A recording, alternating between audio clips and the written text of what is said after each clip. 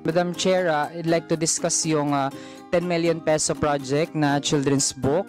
This book is not child-friendly as per writers kasi pag children's book, Madam Chair, hindi lang yung text yung mahalaga. Madam Chair, dahil ayaw din po ng resource person ng question and answer, then ang paraan ko na lang po ay hindi pa tanong. Tell the committee sino po ang editor ng children's book na ito. The name of the editor of the book is Raul Manuel.